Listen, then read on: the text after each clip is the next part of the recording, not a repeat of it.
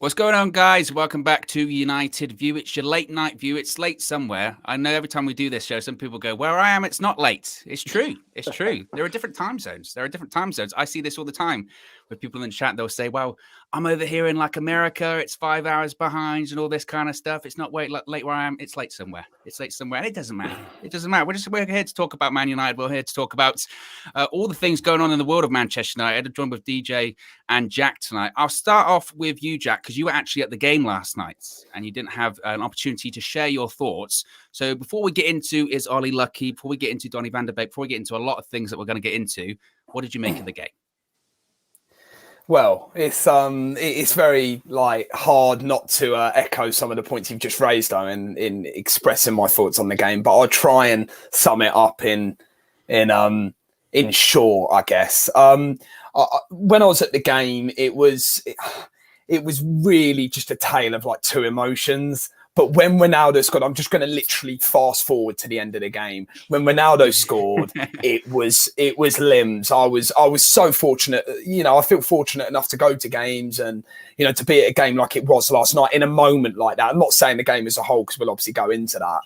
But what I've realised this morning after glossing over it is that I yet again have come away from Old Trafford and I have celebrated a moment. I've celebrated a moment. Ronaldo's winner was a moment. I was. Don't get me wrong. I was immersed in the moment, singing "Viva Ronaldo" in the concourses after the game. It was great, but I celebrated a moment. Now, Ollie Gunnar Solskjaer, you've literally just said the title of this is Ollie got lucky. It's very hard not to sum up the game, Owen, and not go straight to that because I've literally come away from the game and I've let it all simmer down, and I thought, you know what, like. We didn't deserve that. Like we have a moment of brilliance has got us out of jail once again, and that moment of brilliance is Mr. Champions League himself. People are saying he's having a poor game, and he did have a poor game. And Ronaldo could have been brought up. It could have been brought off for Cavani at some point. He was never going to bring off Ronaldo, but if you're looking at it from a tactical standpoint, he could have brought off Ronaldo for Cavani at some point, Ollie. But he does it in the Champions League. He only needs one moment, and that's what he does. And I definitely, if I can take anything away from my opening piece, it's literally my emotion at the moment is I celebrated Ronaldo scoring in front of the Stretford end. It was great to win a Champions League game. But long term, as Flex said superbly in his match yesterday, I saw him when he does the one at the end on his own. It's not sustainable. You can't put a consistent run of games performances together when we're playing like that. Yeah, I would tend to agree with you there. I think that's the thing that a lot of people have been saying, like, and it is weird because like me and DJ, like 50 minutes after the game, immediately went live and you're euphoric. You're euphoric. You won the game in the last kick of the game. Cristiano Ronaldo, it's romantic when he break the record for amount of Champions League appearances, all that kind of stuff last night. I mean, what a moment. People will remember that moment forever. But you do have to then just sort of calm down and go, actually, we were crap. for 75 minutes, and Villarreal, like that Ronaldo moment could have meant nothing because Villarreal could have been 5 or 6-0 up in the first half because they missed so many chances. I mean, and that's how it is. And I've seen a lot of people quite divisive on that, being that you're being negative. You should focus on the positives. I'm happy United won. Of course I am. I'm a Manchester United fan at the end of the day. I'm happy we won because it means we're still in the tournament. That means we can still win it potentially. But my concern is, again, it's just like you said, that's not sustainable. In the same way that we win those games last night because a bit of brilliance, and I'm not just talking about Ronaldo. I'm talking about De Gea. We're talking about moments of brilliance. He had like 5 or 6 of them last night. Yeah, we'll talk about that in a second, Jack. Because obviously, but also, can I just before we raise that point, DJ saying Ronaldo? I saw the little clip. Ronaldo's man of the match. De Gea was out of this world. But I like how he just my reaction after, but he was unreal. De Gea was unreal. I nearly passed out when he said that last night. I even served up. I went like Ronaldo. Easy answer. He went Ronaldo. I was like, are you shitting me? Could not believe it. But yeah, individual brilliance gets us through it. And like you said, the problem is it's not sustainable. Because in the same way that at the weekend against Aston Villa, we were waiting for individual brilliance. It never came. We lost. So that's what we mean by we say it's not sustainable. Quick super chat from Sam, then I'll get to you, DJ. Sam says, give Ollie the season, 6 into third plus semi into second plus a final. There is progress. This is the make or break season. We should stop talking Ollie out and start supporting. Oh, I think that's what he's going to get, Sam, to be honest with you. And that's kind of been my point every time we've spoken about this. Some people have asked, oh, and are you Ollie in, Ollie out? And I'm always just like, I'm Ollie like indifferent at the moment because he will get judged at the end of the season because we will win games like last night, but we will also lose games like we did last weekend. And when it's that kind of inconsistency whereby you're never going to be it's unlikely you're going to be out of the top 4 in the Premier League on that kind of form. We'll probably be in like the top 4. So it's never going to be disaster class. You know what I mean? Or I think we'll probably get through the Champions League group now. Again, probably. Who knows at this point, right? You never know of Manchester United at the moment. But I think we'll probably get through the group. And then, look, I've said it before. Like, if we face PSG in the next round and we get knocked out by PSG, that's an excuse for the board to go, well, why would we sack him? We had a really tough draw. You never know. All that kind of stuff. That's what they would say, the Glazers, because ultimately they don't want to sack Ole Gunnar Solskjaer. They don't. They don't want to sack him and bring someone else. More work for them. They don't want to do that. So I think what will happen is by the end of the season, that's when they'll say, okay, Ollie, you had the strongest squad you've had in years. You didn't win a trophy or you weren't close to the league. That's when the decision will have to be made. But I don't think, like I said before, I don't think it's going to be a situation where Ollie's going to lose at the weekend and then he's going to get sacked, or he's going to lose the next Champions League game and he'll get sacked or whatever. It's going to be, that's what it is. It's going to be like that all season, up and down, up and down. DJ, 24 hours on, how are you feeling about it all? I'm upbeat that we won the game. I think it was a magical night at Old Trafford, and those have been few and far between over the years. Good to see Ronaldo, get the goal. Lovely. It was nice when the camera kind of flipped to Sir Alex in the stands, and he was happy. He was standing on his feet, applauding, and you can tell that the team that we have, they really fight for each other on the pitch, and they're a real group, and there's a togetherness about this group. Even when the chickens are down, sort of thing, and they will come back and they will get results. But at the same time, I did see a lot of things that concern me within that 90 minutes, and we voiced it. And it's not to be sort of like Debbie Downers for it, but it's just the reality of where this Manchester United team is at. I think even if Ollie goes on to win a trophy, it doesn't matter what trophy it is, but even if he does go on to win a trophy, it's still not sustainable, those type of performances through his tenure. I guess if he wins a trophy, he's going to want to win other trophies and stay for as long as he humanly possibly can. And to do that, you do need styles of play. You do need patterns of play. You do need tactics. So, and I just want to see a little bit more meat and bones with Ollie's coaching. I want to see a little bit more coaching. I want to see a little bit more tactics at this point. Because if he doesn't have that, if he doesn't show an improvement in that, then he can win a cup all he wants off an ad hoc one-off game. But we're always going to be sinking down if he doesn't have the fundamentals, and that is coaching and tactics. So, but great win. Great win. Cristiano Ronaldo's man of the match, right? No. You know what? Let me just apologize to you, Owen. I just want to in front of the Don't apologize to me. It's De Gea. You know what? United View viewers, I apologize. A lot of people saying David De Gea was man of the match. I do agree. I think I was just recency biased. Ronaldo, it was just a magical moment. In the moment. Respect. He took the top off. He did that on purpose for the people that said, "Oh, he's 36." He didn't look 36 to me. But yeah, that was the recency bias. But David De Gea, 100% man of the match. Like how could he not have been? It was just silly of me, but really and truly, like, he kept us in that game. It could have been an embarrassing scoreline before half time, and he kept us in the game. And especially when we made those 2 changes at the back, we could count on him. Him and Varane stood out for me. Yeah, I mean, a lot of people were talking about that last time. I mean, essentially, we had 3 of our back 4 not playing, didn't we? I mean, we didn't have Shaw, didn't have Wan-Bissaka, didn't have Maguire. I think it showed. In fairness, at points, I think it showed at points.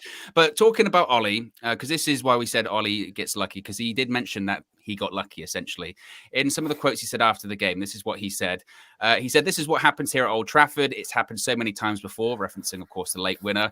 He said, "We have to throw caution to the wind, and we got lucky in the end." He also said, "I won't sleep well because of the adrenaline, but you are on to the Everton game on Saturday already." So he's basically saying, look, we threw everything at it at the end and we got lucky.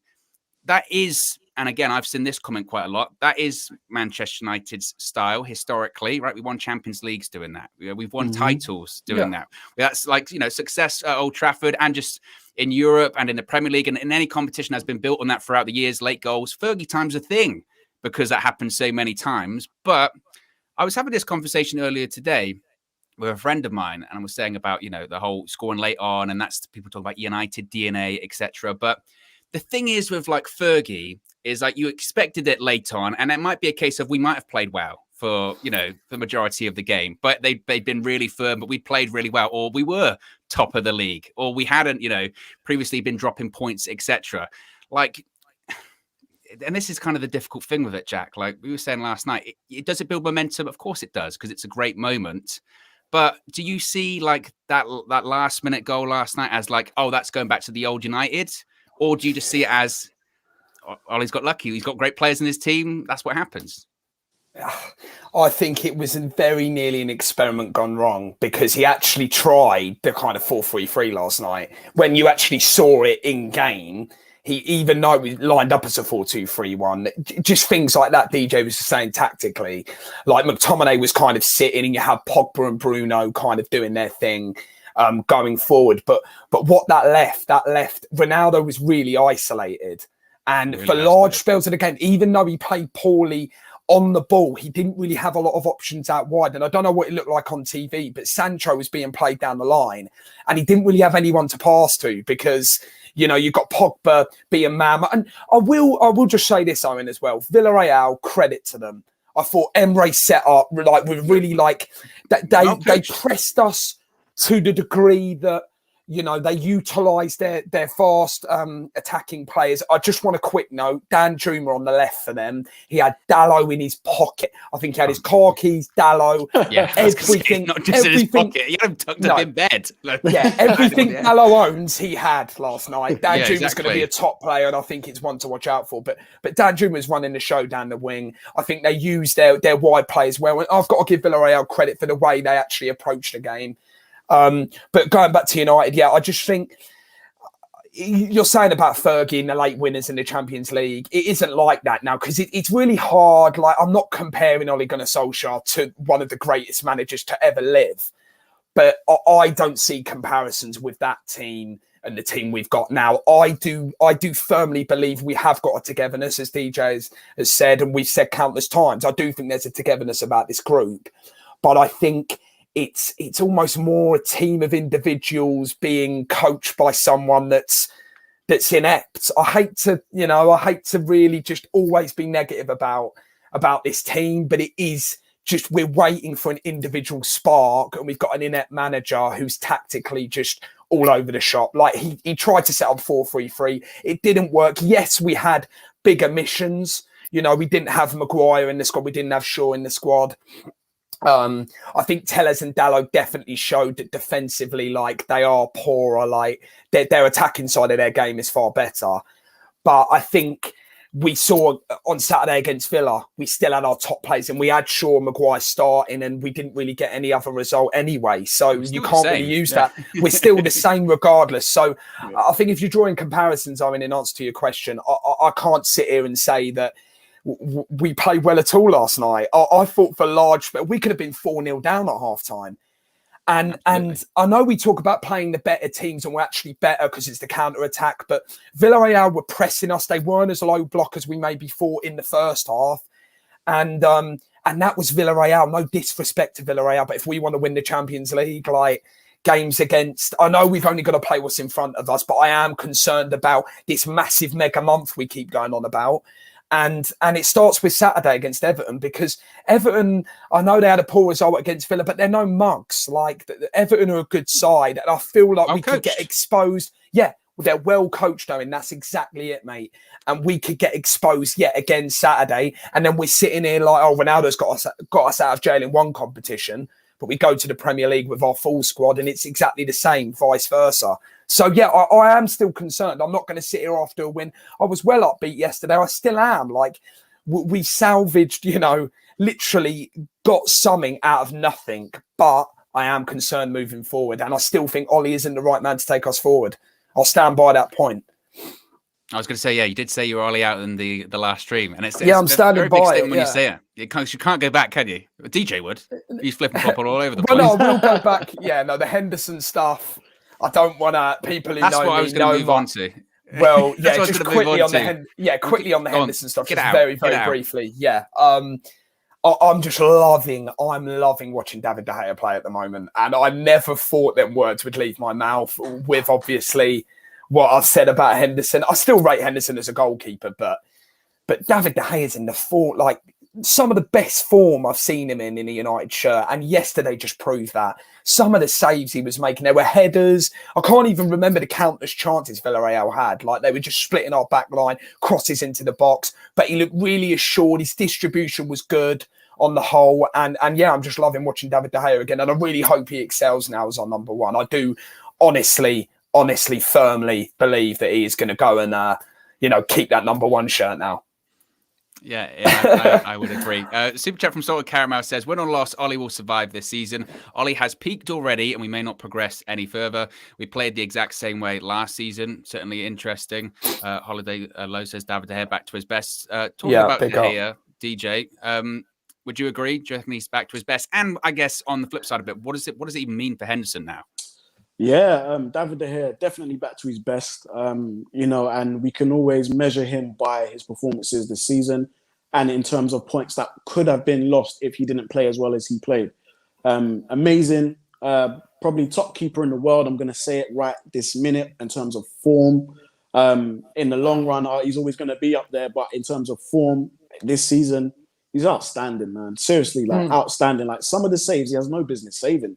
Like the header that came across the box, I think Dalot gets beat on the left wing. The ball comes in and it's a flash header across the front and goal. And he just reactions like a cat, tipped it over. Like he had no business saving that. And, I think now is the time where all the doubters, the David De Gea doubters, i.e. Mr. Mirko down here, are now realizing... I got my hands up. Fairs. I'm now actually realizing, wait, we actually have one of the best keepers in world football and he's on form. And he's with us, and that paired with Varane and our defence, our first 11 defence, is a force to be reckoned with. Now, I will say that for Henderson, game time is going to be very limited, and he's got to make a decision whether he wants to either go out on loan again, or he needs to have a conversation with Ollie and say, "Look, where do I fit in this season?" But to be honest with you, I would hope he would stay, and the reason why is because it's a long season. We've seen already Shaw's got injured.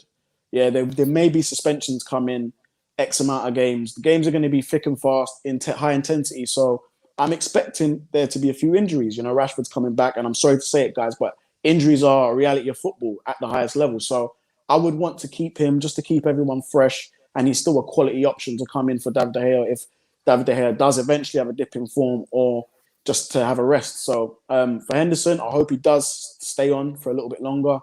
And yeah, David De Gea back to his best in full effect, man. What is interesting about De Gea, and this is speaking to someone who's playing goal a lot, right? Is that he has been so good. I always bring it up. Because you got to represent. Yeah. As someone who's been playing so good and making so many saves, right? We have kept, I think it's one clean sheet in our last 16 or 17 competitive games, and it makes you wonder, like, he's playing that well and we're still not keeping clean sheets. How bad would it be without him? That's how a goalkeeper is a difference with you losing a game or winning a game. That's why he was man of the match last night. He was the difference between winning that game and losing that game. Like I said, Ronaldo's last minute goal's great. And that moment's great. It doesn't mean nothing if we're 5-0 down. And that's what it could be. And that's literally what it could have been. My concern with that, not with De Gea, but with the chances, if we go back to the chances, is that if we play, and like Jack, you said, you can only play who's in front of you, obviously. But if we play Bayern Munich, let's say, in the Champions League, is Lewandowski missing like 5 chances one-on-one? I don't care how good David De Gea is. You know what I mean? That's the concern. I guess the counterpoint to that would be, would we play like that against Bayern Munich, or would we be like how we play against the big teams, sit back, counter-attack? If anything, you actually feel a bit more positive in facing a Bayern Munich than you do against a Villarreal, because they're actually going to attack you. I don't know. But we're rounding up on the De Gea situation. Obviously, like I said, Jack, the Henderson comments are always going to be there. What do you think it means for Henderson going forward? Where's the game time going to come? Is it just FA Cup now? Is that it? I am concerned, Owen, to be fair. I'm saying it like I'm his spokesperson or his agent, but I'm not. I promise. But yeah, no, I do totally echo all your points. I think obviously the fact, right, the Carabao Cup doesn't do Henderson any favours. Like, he would have played in that tournament consistently. Like, there's no point risking De Gea anyway. And, you know, obviously we didn't want to be in it last season or the last few seasons, but dropping down into the Europa League has favoured the second goalkeeper at United over the past few years. Yeah. Even when back to Romero, I think Romero's gone back to Argentina now. I don't even know what happened with Romero, by the way. I love Romero at United, but Henderson, I love Romero, but similar kind of ilk, like with Henderson, like coming in, playing Europa League. David De Gea will play like every game he can. And I do agree with what DJ says. Like, you're not waiting for an injury if you're Henderson, but you need something like that just to get your breakthrough back, because De Gea literally is one of, obviously as a goalkeeper, like he is, miles ahead of Henderson in terms of form at the moment and playing time. Obviously Henderson had COVID, but I do worry for him. I don't think, though, Owen, he is the type to go out on loan now. The reports I've heard, I don't think he is. I think he is, we've spoken about it before on previous shows. And, I think he's hungry to really like establish himself at Manchester United. I don't think he wants to go and do the Sheffield United thing anymore. I think he actually deep down still believes, and fair play to the guy for his hunger and desire, but he still believes he's better than David De Gea now. He has got a bit of swagger about him.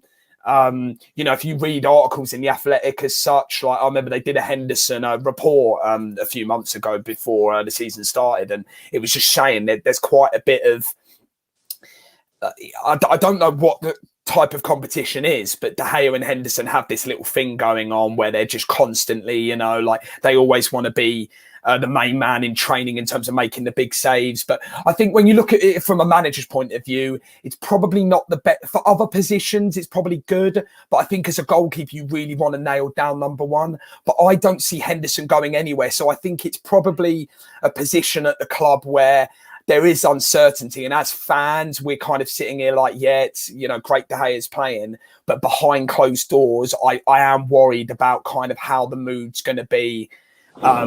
Because I do think Henderson wants to play, but he's not going to go out on loan because he's, last season he proved that he did play a spell of games. Yes, he made mistakes, but he had a spell of games playing for Manchester United. But yeah, I don't know going forward how the relationship's going to be between David De Gea and Dean Henderson, because I think De Gea is obviously the better goalkeeper. Like, I'm not going to say that, the experience De Gea's had, but I think, Owen, you're agreeing, aren't you? Like, it's not. I think we've spoken about this before, me and you. Like, the whole Dean Henderson, like, he has got a bit of his demeanour is very he's confident. He's got confidence, and you have to be Manchester United goalkeeper, especially when you're number one. Exactly, not just being pressure. It's absolute pressure. That was the concern people had before when he was playing last season. Is that, like you said, you could tell that in certain games he did look a bit nervy, and he did look like the pressure might be a bit much in certain games, and that's without a crowd. So that's when you're saying, right, when you get into Old Trafford and you've got capacity crowd there, that's an issue as well. But look, quickly, Owen, I'll just raise it quickly. Yesterday, Henderson wouldn't have made them saves in front of 75,000. Like, it's them, different.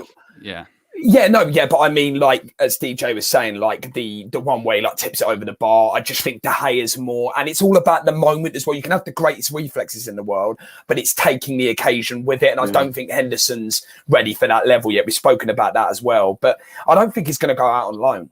Yeah.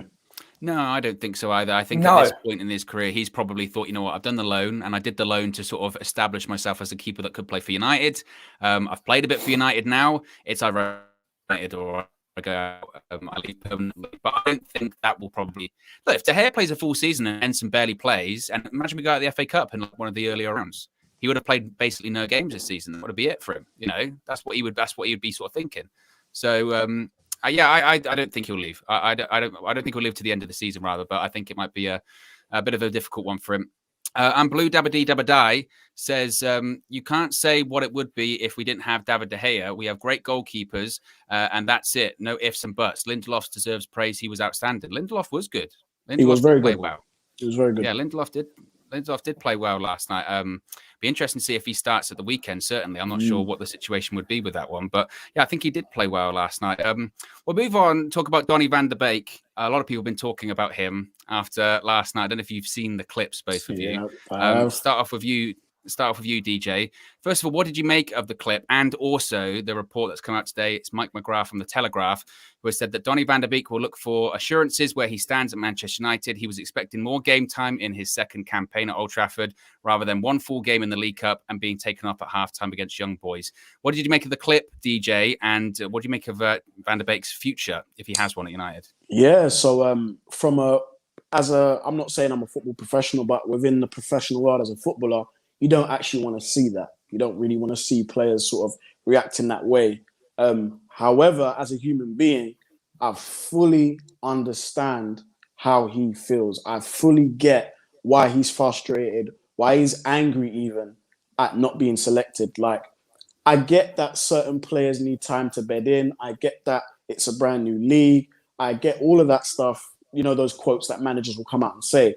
But the amount of football he has played for Manchester United is not on. It's not on. It's just simply not on. And I think we'd seen signs. I mean, I mentioned it yesterday. We'd seen signs where injured players were getting picked over him. We were seeing signs of players who are in poor form were getting picked over him. The fan base was screaming to have a Donny van de Beek in the middle of the park as a 6 to control games, because he is a competent football player, very good on the ball, can keep the ball retention, all that good stuff.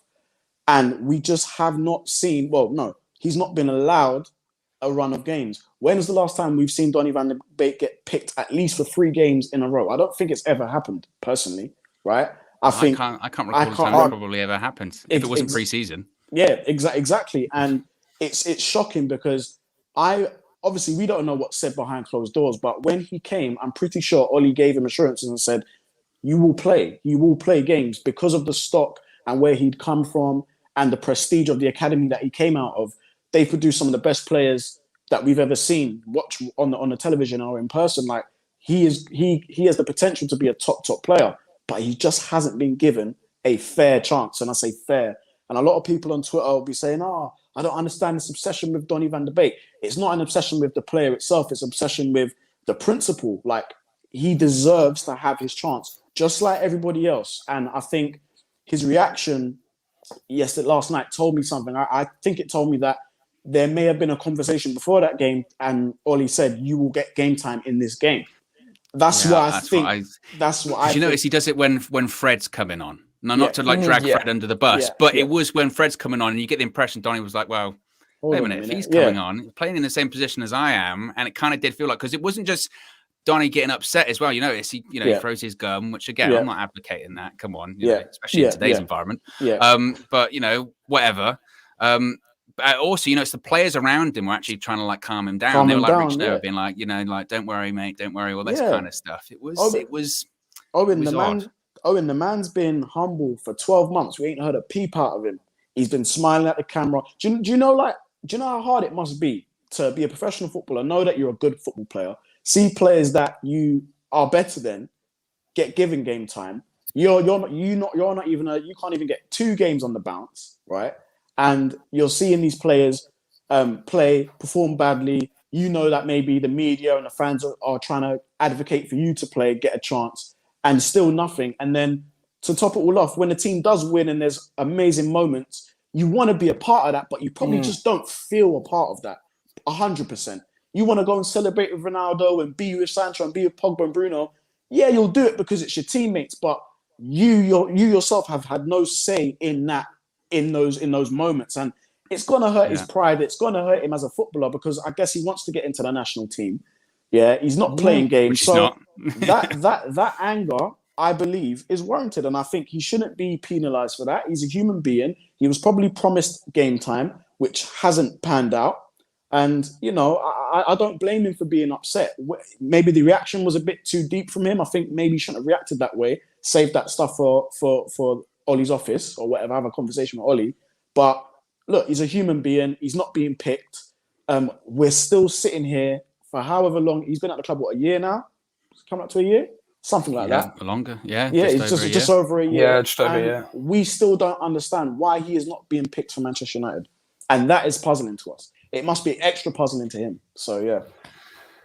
Yeah, I mean, Jack, what did you make of it? Because I saw, and it's a good point, DJ, that you picked up on there, that I saw some people saying, like, oh, they showed the clip of Donny getting angry, but then they showed the clip of him celebrating with everyone at the end, and they went, he's not angry. And it's sort of like, I don't think they're mutually exclusive. You know what I mean? You can still be a team player and be happy that your team won the match, but you can still be pissed off. Like, I thought, you know, if they were going to make a change in the middle of the park, I was going to come on. You know what I mean? I mean, what did you make of it, Jack, when you saw it? Because you don't know if you saw it happen in the stadium at all, or you knew that was happening. No, I literally saw the clips on social media. It definitely looks like, you know, when you he's going to support the team he plays for, like whilst he's here.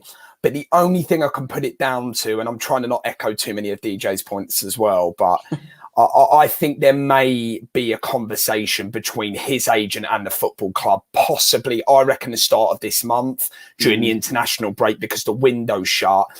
That's because it just baffles me why he didn't come on last night. It baffles me. I reckon a move is looking to be facilitated, potentially on loan. I think January is a goner. I don't, because when you look at his body language, it's almost as if, even if Ollie has said to him, you're getting game time, like, you know, Donny doesn't trust Ollie. So he's sitting there kind of like, oh, I've got my job. I'm not, you know, I've got it for a quick warm up. But the biggest thing about Donny as well is we saw what he did at Ajax, but he was playing there, like at Manchester United, even the cameo, when you play football, Owen, like, a decent enough level to know about match fitness. If you're not into games and you haven't got the kind of feel of the ball and you're not playing in competitive situations, it's all well and good doing it on the training field. But, you know, if he wants to move in January, now don't get me wrong, there'll be clubs going after him because Donny van der Beek has still got the ability, he's competent, you know, the technicalities of his game is still there. But I do just worry about his lack of match sharpness, and Ollie's not giving him that at all. So I definitely would say on the whole Donny van der Beek thing, I've definitely changed my mind over recent weeks, because there was even, you know, rumours about him even going on the 31st of August. But I think after that, probably, Everton, they were the rumours coming out. I think probably over the international break at the start of this month, I reckon there were conversations had. Obviously, I can't speak on the club's behalf or whatever, but I think something's been said because his agent was coming out and saying, you know, Donny is this, Donny is that. I think January, I think it'll be a loan move with maybe an option to buy. I think he's got to leave. I think because what Ollie's done, or I'm maybe not pinning this all on Ollie, but what the kind of backroom staff have kind of not put him into their plans, they have literally got a TV remote and put a pause on his entire footballing career. Because he stopped. He stopped. The movie Click. He was great movie. He was playing. Owen, he was playing in the Champions League final about 2-3 years ago. Champions League semi-final. You know, with Ajax, he was playing in a really well-rounded number 6, as we were saying. You know, playing as a number 10. You know, as well, but he was a mainstay in that Dutch national team. And I know how much you could see it, the way he connected with the Ajax fans. He loves his country. He loves playing for his country, but he isn't even getting that opportunity. Guys, and you know, go on. Sorry, Jack. Sorry to cut in. It's just, and it was on my brain as you're talking there. I think if Ollie lets this man go, I think it's one of the most stupid decisions he's made as the manager of Manchester United. Because we do not have another midfielder that is like Donny van der Beek. And especially when United have been found out in terms of going up against teams with the low block.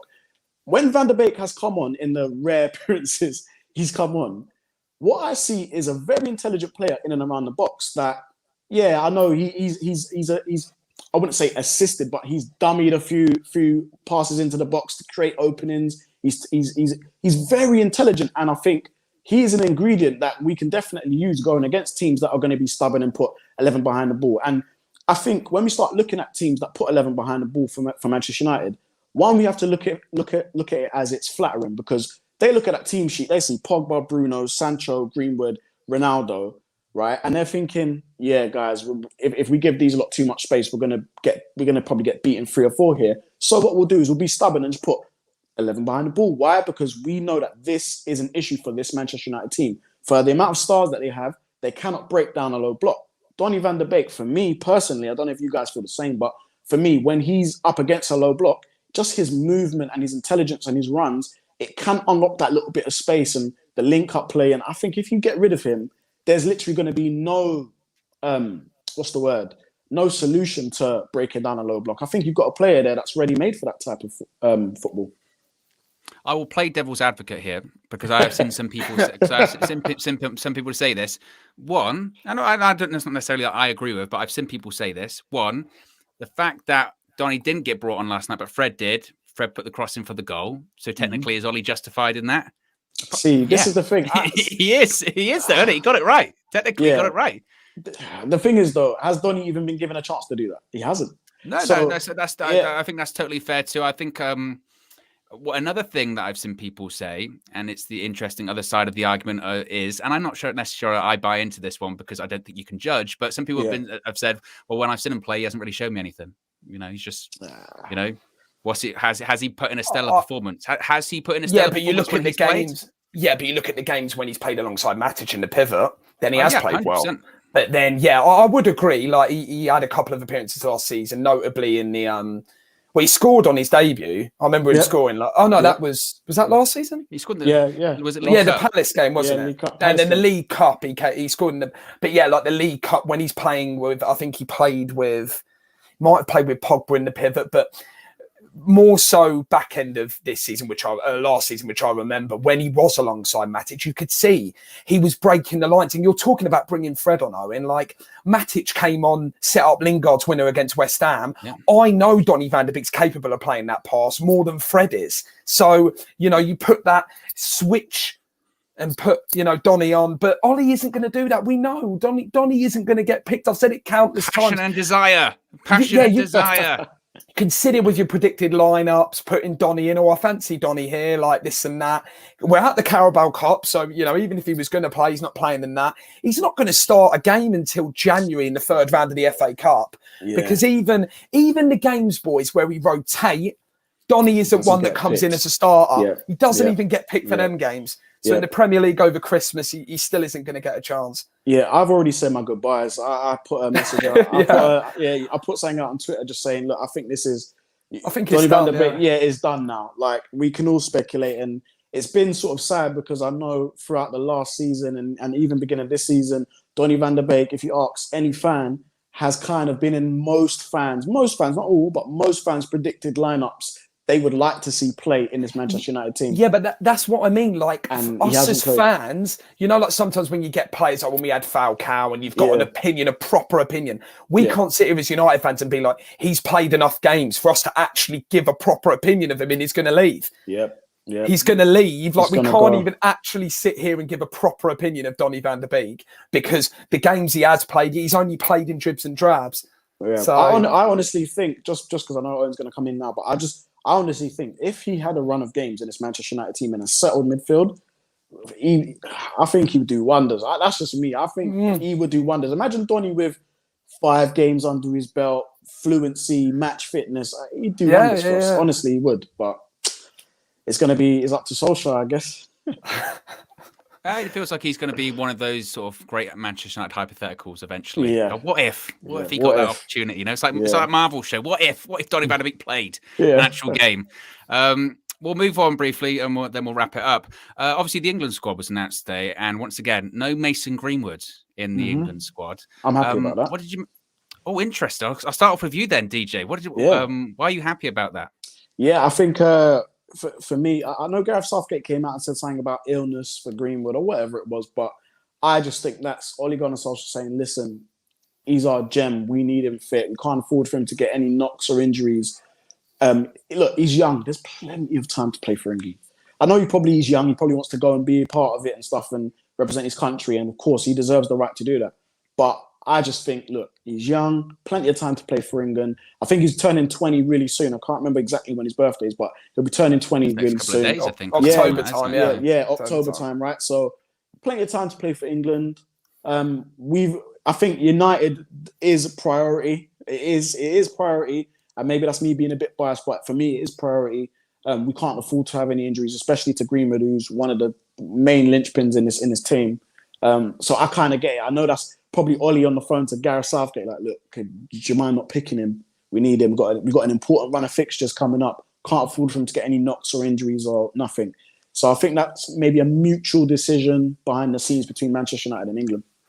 But I'm happy about it. Anyway. Yeah, I was gonna say you do hear, Jack, a lot of conversations at the moment when they keep talking about Greenwood and England specifically. You hear like Ollie going, "Yeah, me and Gareth have had conversations. You know, we want to manage Mason's England career or international career the best way possible." Do you think it's a bit of an overblown reaction when people go again? Mason Greenwood's not in the England squad, or is it a case of it's Hungary and Andorra in the World Cup qualifiers? It's not the worst games in the world. You say that, though. I think there is a gentleman's agreement, because I do think Southgate would, you say Hungary and Andorra, but the amount of games England play, he wants his best squad for every game pretty much anyway. So he's still going to rotate. He'll have his strongest squad and then maybe rotate against Andorra anyway. But again, totally agree with what you boys have said about Greenwood. I've got no issues with him not being. I was absolutely devastated about, obviously, the summer and the Euros and stuff, because I genuinely believe, well, let's put it this way, he's a regular Manchester United starter. Any other forward, he'd be in the England squad every single. It's just because Ollie has sat down with him and said, "You're still young, you're barely, he's just come out of being a teenager or just about to.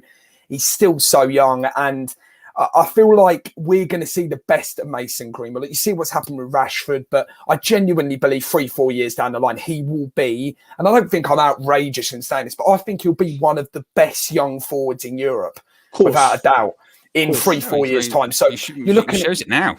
Yeah, he's playing for Manchester United, Owen. Like, forget what, the club's going through position-wise or whatever. Like, it's Manchester United, he's starting. And, any other forward of any age would be in the England squad. But I've got no issues. I've got absolutely no issues with him not playing in World Cup qualifiers. England are not going to miss him against Hungary and Andorra. But I really do hope he knuckles down now, because I genuinely believe if we were to have some, magical way of getting Gareth Southgate's phone number and giving him a call, I reckon he's already put him down Qatar 2022. He's already on that plane. Yeah, he's already on that plane. And Ollie's had a chat with him and just said, stay grounded, play for United. And I think there's been an agreement between the two, definitely. 100%. We'll do the super chat, then we'll get on to the last thing. I'm Blue Dabba Dabba says, "Are we really hating on Ollie and Fred when they were the reason we won? Ollie got it right. What does he have to do to please you guys?" Well, I think I'm Blue Dabba, which is such a mouthful to say. Is Ollie the reason we won? I think that's a big statement to make. Look, I was, like I just said, I was playing devil's advocate, pun intended, I guess, Man United. But Fred coming on, he puts the cross in the box. Yeah, you got the substitution right. You can't argue with that. Ollie being the reason that we won, I guess you have to credit him for his subs. But also, you could argue, I think it's a strong argument, that Ollie also would be the reason that we went 1-0 down and possibly conceded so many chances in the first half, because that goal that Villarreal scored, that could have happened about 5 or 6 times in the first half. Yes, All down the right, Dallo gets skinned. Half time, am I going to change things up? Am I going to address this? No. Oh, they scored. What a surprise. I never saw that one coming. So look, you live by, you die by your substitutions. He got it right last night, but it is what it is. A couple more super chats. Shahil says, Ollie said he picks Fred and Scott for passion and desire and energy, taking a piss, not the piss, taking a piss. He has destroyed his confidence. So how can he perform? Again, that's what we said. I think it's difficult even to judge Donny, isn't it? It's difficult to even judge him on how good he can be, because we've never even seen him at his full potential with United. Tabrez says, Ollie and Fred is not the reason we won. De Gea is. Yes. Respect the goalkeeper's union. Yeah, but people talking about Fred just before that, Edinson Cavani's tireless running won us that ball to even get out to Fred. So you talk about it. There's so many different ways you could look at that. But yeah, Fred's ball was a great ball in, but I'm not pinning this. I do think Ollie has got a lot of tactical flaws, and we won the game. And that's the thing. Most of it, Chelsea under Tuchel, I'm not just always talking about Thomas Tuchel, but I'm trying to earmark, they lost last night. And I don't think we're winning games, but we're also questioning our manager. I don't think they'll be sitting there questioning Tuchel too much after, they've lost two games in a row. But okay, can you imagine? Because Tuchel came out after the game and they were like, "Why didn't Chelsea play well last night?" He went, "I don't know." Could you imagine if Ollie said that? I imagine if Ollie said that, but he'd get absolutely thrown under the bus. If he came out and he went, "Why did you lose?" I couldn't figure it out. Oh my God. It'd be crazy. It'd be absolute madness. Finally, there's been a bit of transfer news. You still get it, even though the transfer window's closed. A bit of transfer news about this whole mystic defensive midfielder that we're going after. Reportedly, no longer Declan Rice is no longer the top priority next season because of concerns about price. There's numbers being floated around like 80, 90 million, which is astronomical money. So reportedly, Manchester United have turned their eyes to Calvin Phillips from Leeds instead. Oh, DJ's gone. He does this every show. Every show. He every always show. just Every goes. Just, it's flair for the dramatics, honestly. Oh, yeah. I think he just gets tired of listening to me waffle, to be honest. No, Owen, I'll never get tired of it. I'll never get tired of it. I appreciate it. But okay, we'll go to you when it comes to Calvin Phillips. So reportedly, look, now he comes back already. Again, he's just Is he drunk. coming now? Yeah, I don't know. Yeah. Just starts to jump off, run off. Anyway, Calvin Phillips has reportedly replaced Declan Rice as a top defensive midfielder target. There's been price quoted around 60 million. His contract runs out in 2024. He is reportedly on low wages, but after those initial reports, it's then been reported that Leeds are looking to open contract negotiations immediately with Calvin Phillips. His agent has reportedly spoken to the Telegraph saying that he wants to stay in Yorkshire. So, Jack, Calvin Phillips, one, would he be the defensive midfielder that the Manchester United are looking for? And I guess two, is it even realistic? Well, in answer to your first question, Calvin Phillips is definitely, since the Euros, I've definitely become more fond of him. And yes, I am saying I'm becoming fond of a Leeds player as a United fan. I do think that will come into it from a fan base point of view. If Calvin Phillips was to make the move, obviously, you know, from his standpoint, I know he is a Leeds born and bred. But if we're just talking about him getting an offer from Manchester United, I don't think he can turn it down anyway. Like it's too big an opportunity. But I definitely grew fond of him playing over the summer. But that was alongside Declan Rice, ironically, against, you know, the player that we've, you know, supposedly down tools with. But in terms of it being realistic, Owen, Calvin Phillips, the biggest thing for me, because we talk about Calvin Phillips, is very similar to kind of, in terms of the club he plays for, with Bissouma. But would that type of player like Bissouma, like Calvin Phillips, playing for your Brighton, your Leeds, can they make that step up? And can they be the, you bring into that as well the options. Who can we actually sign that could be that player? So maybe giving Calvin Phillips or Yves Bissouma an opportunity is the right thing to do. But I do think there is that kind of risk factor associated with a transfer like that, because I'm not sure what money did Leeds want for him. Like, reportedly 60 million, but like I said, there's been conversations already that Leeds are already looking to time down to a new contract. So to be honest, if you're going to look, so do you think it's just be a case of like exactly. a PR spin just to get him on a new contract? I would prefer Rice. Like, if I'm being honest, I think he's more Premier League proven, and I think that's what we need. I'd rather Bissouma over Phillips, to be honest. If I'm talking about them two players, I think Bissouma has proven to me enough that, you know, Brighton have been 4 or 5 seasons in the Premier League. He's been a big part of that in their midfield. And I do think he's the kind of engine room, but also because Matic is great at what he does, but he isn't getting any younger. So we need a replacement for that straight away if we're going to continue with this McFred thing, but which I think Ollie will persist with. But yeah, I'd rather, if you're asking me personally, like the next summer, Calvin Phillips, would it be a good move? I'd have to see how he plays this season, because I do want to judge him on what's to come. Obviously, the transfer window isn't open at the moment, but I'd probably rather favour a more Premier League proven player. Despite that, though, I am definitely becoming more fond of him. I think he's got a lot of qualities that United need. But ironically, it was playing alongside Rice for England at the Euros that makes it quite funny how these two players constantly get linked. You know, with well, obviously Phillips has just started, but Rice constantly being linked with us. So it's at this moment in time, it's hard to say, but I wouldn't necessarily go all in for Calvin Phillips, to be honest with you. I think it's interesting, Calvin Phillips. I think it's interesting because he's better than what we've got. I don't know if he's the best option though for what we would be looking for. 60 million is a lot of money. I still think 80 to 90 million is way too much, even for Declan Rice, to be honest with you. I think that's silly money. I mean, he's a good player, but 80, 90 million, and especially in a summer which we are going to be putting an offer in for Haaland, we're talking about 150 million. Yeah. You know, on 2 players like that, which is the money you expect United to spend, but 8 United's that's a lot of money. That's proper English player tax going on right there. Yeah. I think the Leeds thing's interesting. I think a lot of people put too much into that. It's not as if a Leeds player's never gone to Manchester United before. We're talking about Eric Cantona, Rio Ferdinand, of course. Alan Smith, who literally was a born and bred Yorkshire, guy. Dan James just went from United to Leeds. So it's not impossible. I think obviously being homegrown, it's a little bit different. DJ, what do you think, Calvin Phillips? Is he a good option for United, or should we look at other people? Calvin Phillips, he was good in the Euros, good, but for me, no, I think we need to be getting better than that.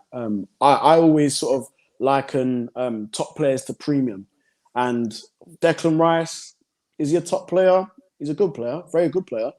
Could he be that premium player in a few years' time? Possibly. But just, I don't know, man. For that level of money, and especially if we're trying to get a Haaland in, we're not trying to be spending 80, 90 million on a CDM. Yeah. So I wouldn't mind. There are players who, lesser profile, but as good or if not better, we can get them. And this is where I think United's scouting network around the world needs to come in. I've seen links to Tchouaméni, who I think is really good. But again, I think because Rice is Premier League proven, that tax is almost, guaranteed that, he's going to play well in the Premier League. That's what that tax kind of signifies to me as well. Like, he can actually play in the Premier League because he's used to it. If you get someone else, if you saw someone from outside of Europe or in Europe or whatever, they may struggle and may have teething problems. For me, all I would like is for United to do their due diligence in this recruitment. And it doesn't matter to me whether we spend 50 million or 35 million for someone that's unknown, as long as the recruitment's done right, as long as they really looked into this player and seen if this player is on the upward trend. They use all this scientific stuff. But as long as it's a good recruitment player coming in, I wouldn't really mind, as long as the attributes is what's going to help the team. But saying that, if you want premium for that position, you want a really good top player, you got to spend the premium. You have to spend the bag, man. You got to go and spend that. So I think the CDM position is going to be a position where United really need to sit down, dot the I's, cross the T's, and make the right signing. I think Calvin Phillips is good, but I don't think he's good enough for what we're looking for personally in the middle of the park. Interesting.